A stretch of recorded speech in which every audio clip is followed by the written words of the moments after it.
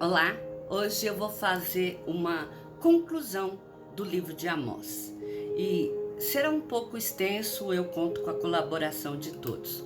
E a mensagem de Amós, ela anuncia o julgamento de Deus que viria sobre o povo de Israel como um todo, sobre várias tribos que compunham a nação de Israel. Isso porque o povo já estava se considerando salvo, uma vez que ele era reconhecido como povo de Deus.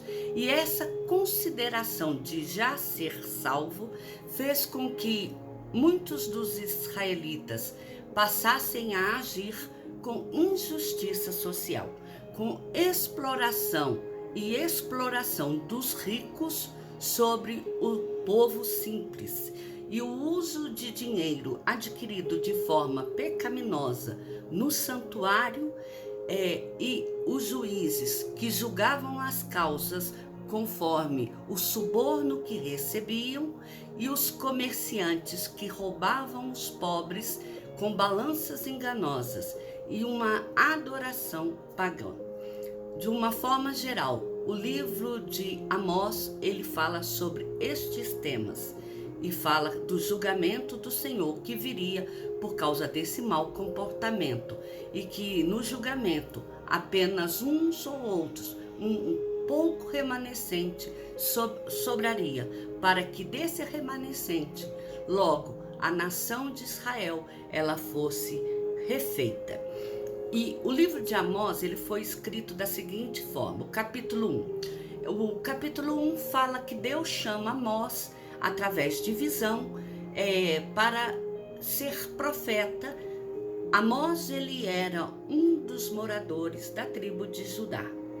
E a visão era para ser entregue ao pessoal que fazia parte da tribo de Israel.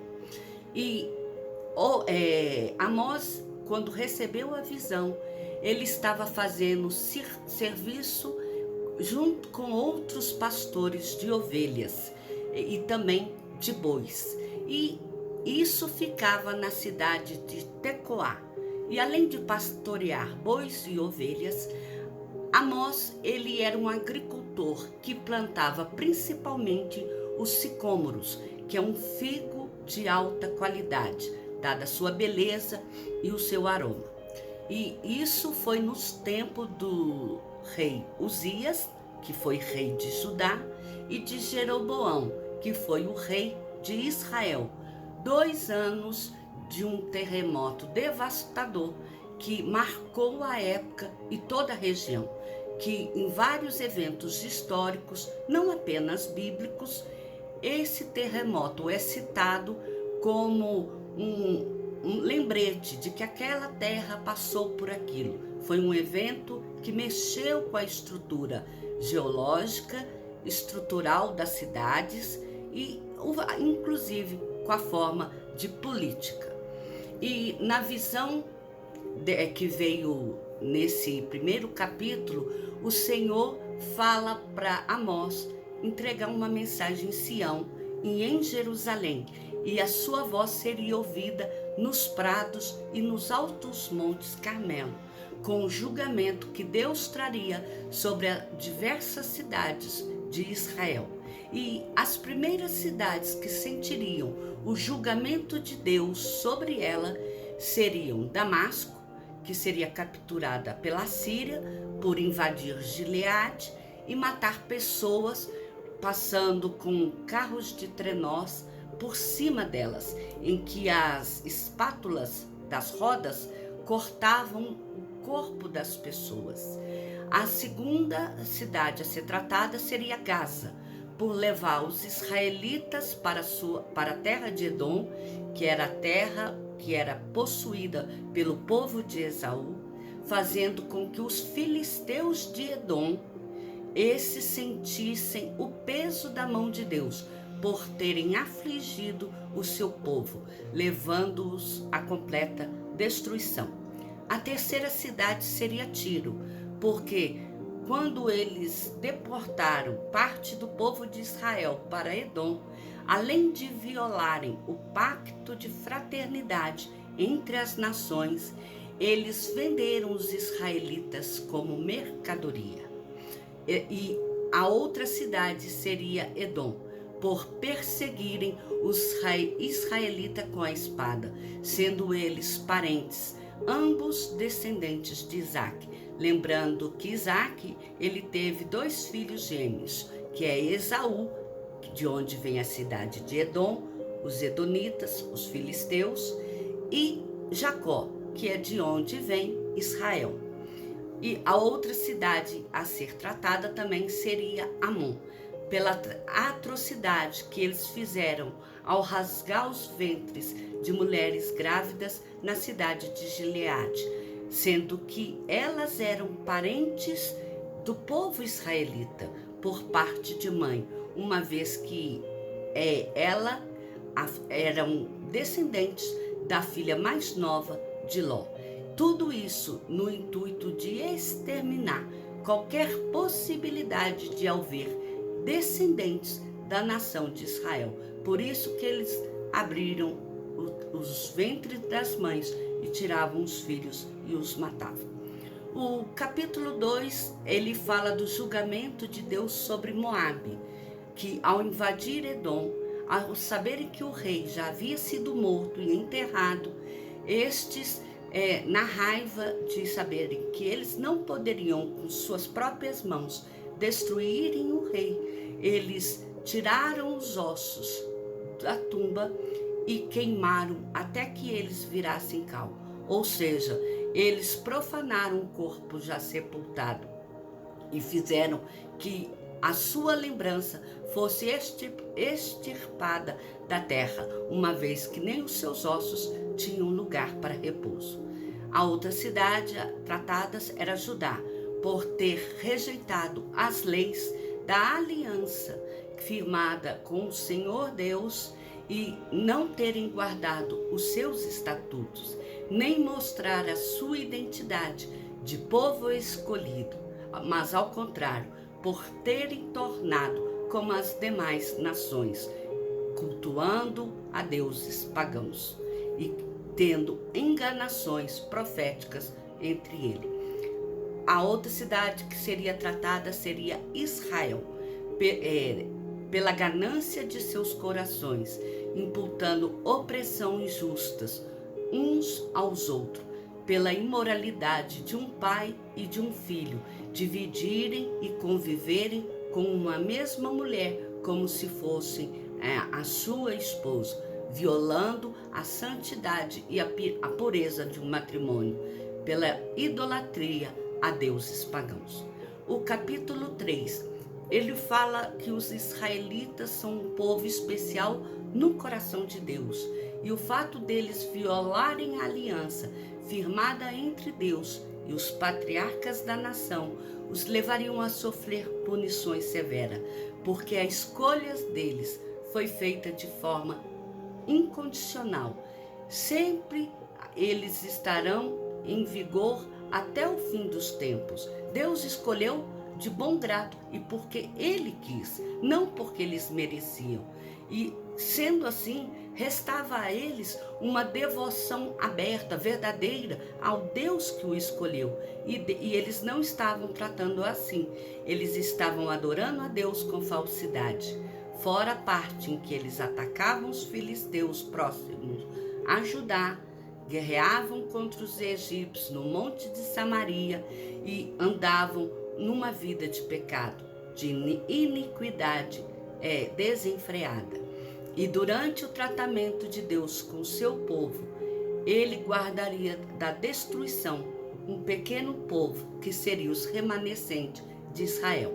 O capítulo 4 fala sobre os homens nobres e ricos de Samaria, que, instigado por suas esposas, que eram vaidosas, que eram comparadas inclusive às vacas de Bazã, que eram as vacas mais bem nutridas, mais caras de se terem e de se manterem, essas esposas faziam com que os seus maridos oprimissem o povo, para que eles vendessem inclusive o povo como escravo e fizesse que esse trabalhasse até a exaustão e a morte.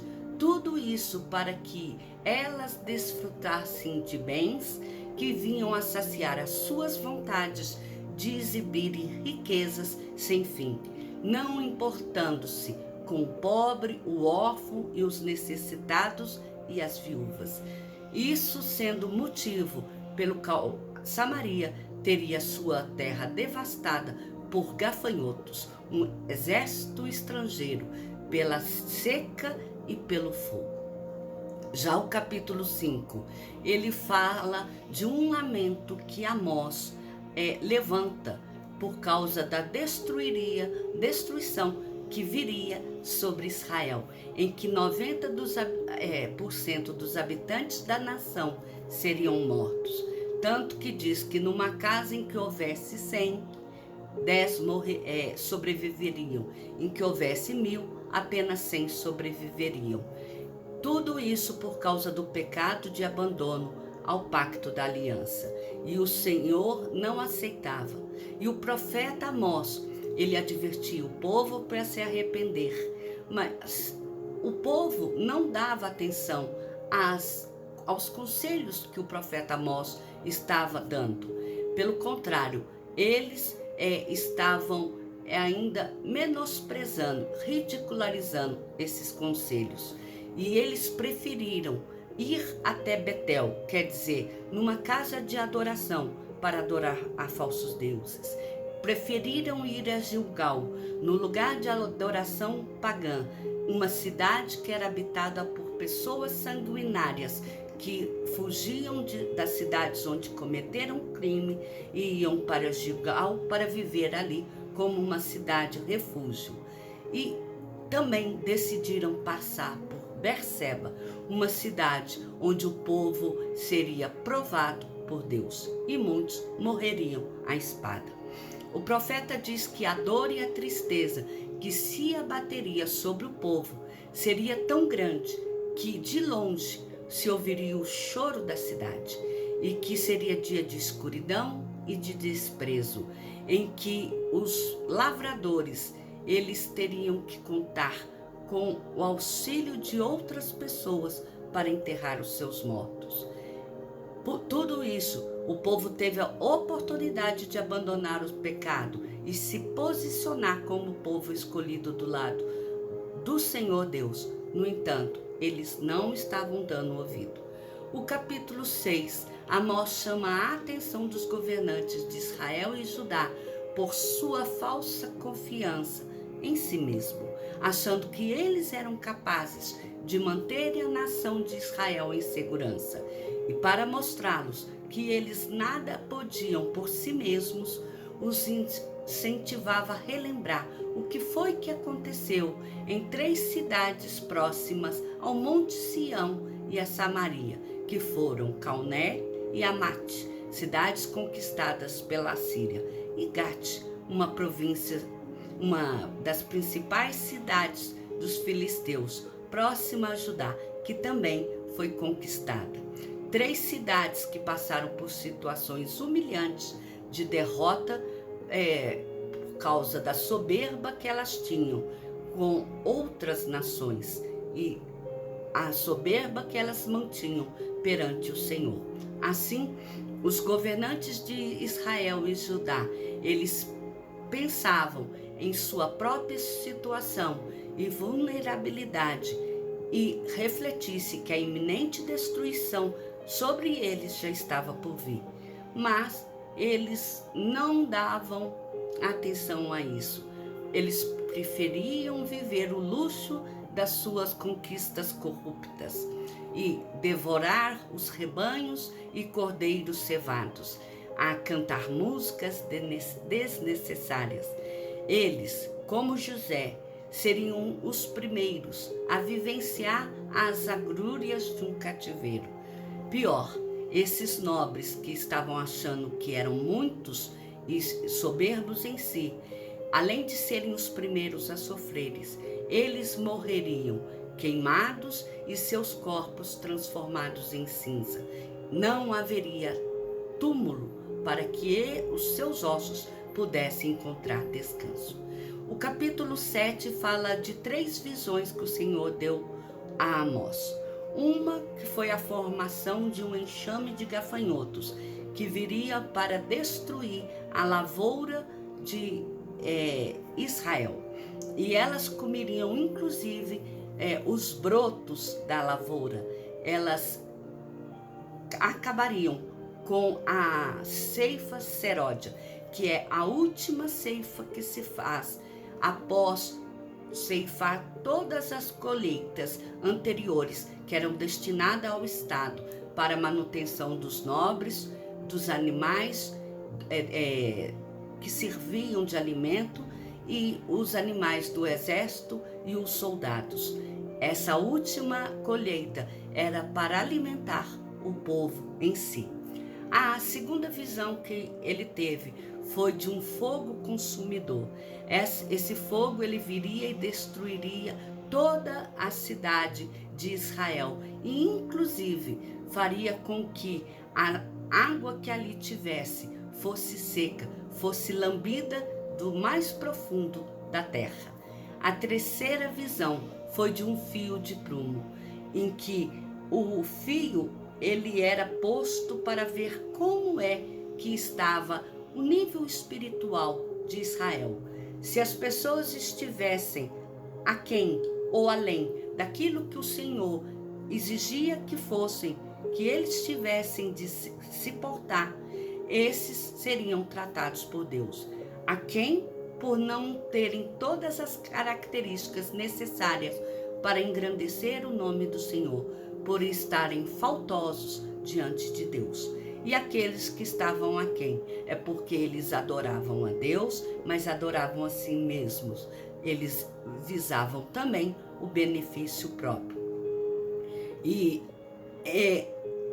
nessa terceira visão, depois dela ser entregue, um homem chamado Amazias, que era profeta de profissão, porque antigamente o profeta ele não era uma pessoa que vivia do nada, trabalhando com outras coisas e de repente ia lá e entregava uma profecia. Não, o profeta ele era uma pessoa considerado um funcionário do Estado, porque a responsabilidade dele era ser um interlocutor de Deus com o homem e do homem com Deus, porque ele trazia a mensagem de Deus para o rei e para a nação, e ele intercedia a Deus pelo rei, pela nação, por aqueles que estavam sofrendo.